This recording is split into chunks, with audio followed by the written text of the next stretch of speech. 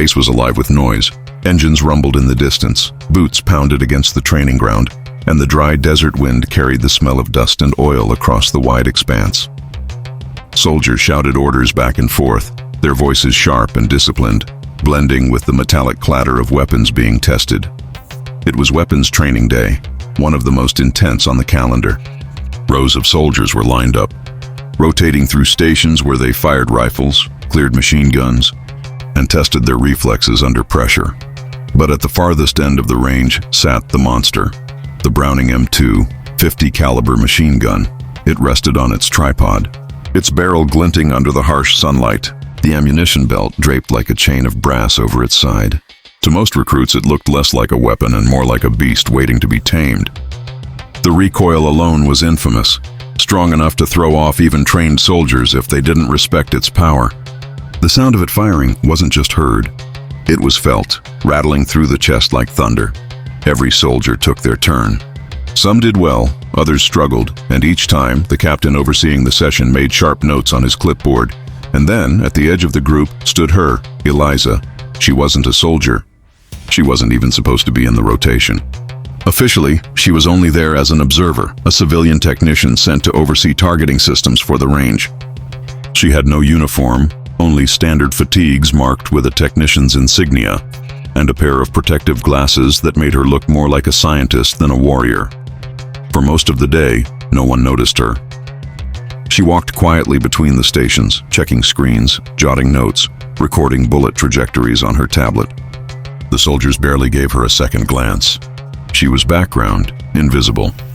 But the captain noticed. He was a tall, sharp-eyed man, the kind of officer whose presence carried authority without a single word. He had been watching her. Not just her work, but the way her eyes tracked the soldiers at the firing line, the way she studied the weapons with something deeper than curiosity. She wasn't just recording data. She was learning, absorbing.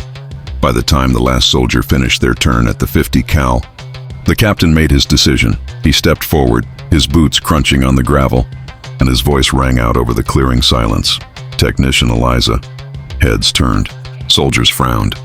She looked up from her tablet, startled. "Sir?" she asked. "Step forward," the captain said. His tone was calm, but there was no room for refusal. Confusion rippled through the group as she slowly approached. A few soldiers exchanged smirks, expecting a reprimand. Maybe the captain had caught her staring too long at the guns. Maybe he was about to make an example of her. Instead, the captain gestured at the .50 caliber machine gun. "Your turn," he said. The words hit her like a physical blow. Her eyes widened and she froze in place. "Sir, I'm not a soldier," she stammered. "You're standing on my range," the captain replied evenly. "And on my range, everyone fires at least once." A ripple of laughter spread through the soldiers, though quickly silenced by the captain's glare. Eliza swallowed hard. She glanced at the weapon, the massive steel frame, the heavy belt of ammunition, the dark hollow of the barrel that looked like the mouth of a cannon. She had handled small arms before in controlled environments, testing them in labs, studying their mechanics. But this was entirely different. Still, the captain's gaze was steady, unwavering. There was no escape. With trembling hands, she set her tablet down and stepped behind the weapon. The soldiers watched with poorly hidden amusement, muttering under their breath, "She won't even lift the charging handle. She'll probably close her eyes and miss every shot. This is gonna be good." The captain ignored them. "Settle in," he instructed, his voice calm but firm. "Feet apart, shoulder forward, hands steady. Respect the weapon, and it will respect you." Eliza lowered herself behind the .50 cal, her body tense. The weapon was massive, its cold steel pressing against her palms. She adjusted her stance, trying to mimic what she had seen the others do. Her heart hammered against her ribs, loud enough that she swore the soldiers behind her could hear it. "Breathe," the captain said quietly, leaning closer now. His voice meant only for her. "Don't fight the recoil. Flow with it. Trust your eyes." Eliza inhaled slowly. The world around her narrowed. The laughter of the soldiers, the weight of their stares, even the harsh desert sun. All of it blurred into nothing. There was only the weapon and the target, a steel plate set hundreds of yards away. She wrapped her fingers around the grips. "Whenever you're ready," the captain said. For a moment she hesitated. Doubt screamed in her mind. What if I miss? What if I fail? What if they laugh? Then she exhaled and squeezed the trigger. The world exploded. The 50 cal roared like thunder, the recoil surging through her body. The ground shook beneath her knees. Empty brass casings spat out in a golden blur, clattering against the dirt. But her eyes never wavered. She held steady, every shot landing in rhythm, every burst perfectly controlled. The steel plate at the far end of the range rang again and again, each impact sending shockwaves through the soldiers watching. When the belt ran dry, silence followed. Smoke curled from the barrel. Eliza lowered her hands, her chest heaving. For a long moment, no one spoke. The soldiers who had laughed stood frozen, their eyes wide, jaws slack, and then slowly, the captain nodded. "Perfect," he said softly. Eliza blinked, her breath catching. She turned to look at him, unsure if she had heard right. The captain's expression was unreadable, but his words were clear enough for everyone to hear. Not one miss, not one hesitation. Perfect. The soldiers erupted in disbelief, voices overlapping. How? No way, did you see that? She hit every damn shot. Eliza's hands trembled as she pulled off her protective glasses. She didn't understand it herself. She had never fired the weapon before. She had never even imagined touching it. And yet, in that moment, it had felt natural, like she was meant for it. The captain studied her for another long moment, his sharp eyes gleaming with something unspoken. "Report to me after training," he said at last. "We need to talk." And just like that, he walked away, leaving Eliza standing behind the smoking 50 cal, the weight of her unexpected perfection settling heavily on her shoulders. The soldiers still whispered, some in awe, others in confusion. But one thing was certain, she wasn't invisible anymore. The smoke still lingered in the air as Eliza stepped back from the 50 caliber. Her palms tingled, her ears rang, but her mind replayed the last few seconds again and again. The trigger pull, the recoil, the perfect impacts against steel hundreds of yards away. She couldn't explain it, not even to herself. The soldiers hadn't stopped talking since. Some stared at her with disbelief, others with suspicion, a few with a kind of reluctant respect. But none dared laugh anymore. The technician who had walked in as a ghost among them had just outperformed every trained marksman on the line. The captain's words echoed in her head, "Report to me after training." Hours passed. The drills resumed, but the air felt different now. Every soldier who crossed Eliza's path stole glances at her. Whispers followed her wherever she went.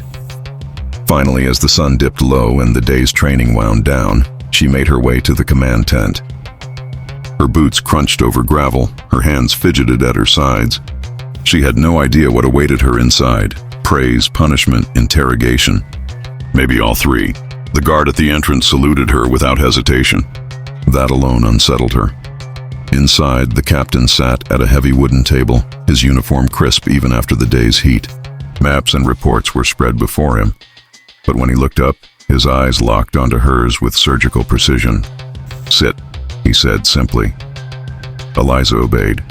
For a long moment, silence stretched between them. The captain's gaze was sharp, measuring, as though he were dissecting her with his eyes alone. Finally, he leaned forward. "Where did you learn to fire like that?" The question hit like a bullet. Eliza froze. "Sir, I didn't," she said honestly. "I've studied weapons all my life, on paper, in labs, in theory. But I've never..." She hesitated.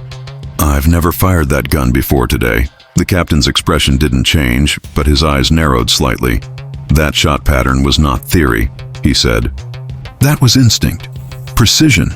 You fired like someone who has lived behind a barrel, not a desk." Eliza shook her head quickly. "I swear, sir, I don't know how..."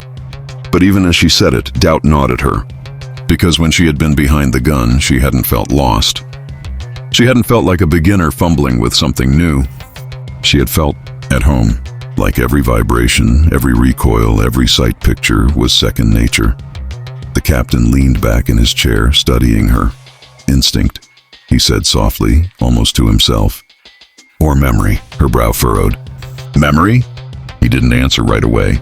Instead, he stood, pacing slowly around the tent. "I've seen men train for years and never touch the kind of precision you showed today," he said. "But you, one trigger pull, and you controlled the beast as if it were an extension of you." He stopped behind her chair, his voice low. That doesn't happen by accident. A chill ran down Eliza's spine. She clenched her fists against her knees, struggling to find words. I just did what you told me," she whispered. The captain circled back in front of her, his boots echoing softly on the ground. He leaned down, his gaze locked with hers. "No," he said firmly. "You did more than that. You revealed something today, something I don't think even you understand." Eliza swallowed hard. "Sir, what are you saying?" The captain straightened, his expression unreadable. "I'm saying," he replied, "that fate just handed me a marksman I wasn't looking for." Her heart raced. "Sir." "I'm not." "You are now," he interrupted. His tone final. Silence fell again, heavy and suffocating. Eliza sat frozen, her mind spinning. She had come here as a technician, a background observer, someone invisible in the grand machinery of the military. But in one moment, one perfect burst of fire, everything had changed. The captain picked up a file from his desk and slid it toward her. Her name was printed across the top, but inside were pages she had never seen. Reports, notes, even a background check that dug far deeper than any technician clearance should have required. She flipped through, confusion knotting her stomach. I don't understand," she murmured. "You don't need to," the captain said. "Not yet. What you need to understand is this. What happened today was no accident. It was a revelation." He paused, his eyes hard as steel. "And from this day forward, Eliza, you are no longer just an observer. You are a weapon." The words struck her like a thunderclap. Her breath caught in her throat. Her pulse thundered in her ears. She wanted to argue, to deny it, to insist that she was nothing more than what she had always been. But deep down, buried beneath the fear, a dangerous thought surfaced. What if he's right? For the first time, she wondered if the shot she had fired wasn't luck. Maybe it had been something buried within her all along, waiting for the right moment to surface. The captain's voice cut through her thoughts. "Tomorrow, you report at 0600. We'll see if lightning strikes twice." And just like that, the meeting was over. Eliza stumbled out of the tent, the night air cool against her flushed face. The base was quiet now, the soldiers long gone. The range silent except for the faint creak of the wind against the steel plates. She stared out across the darkness, her hands still trembling.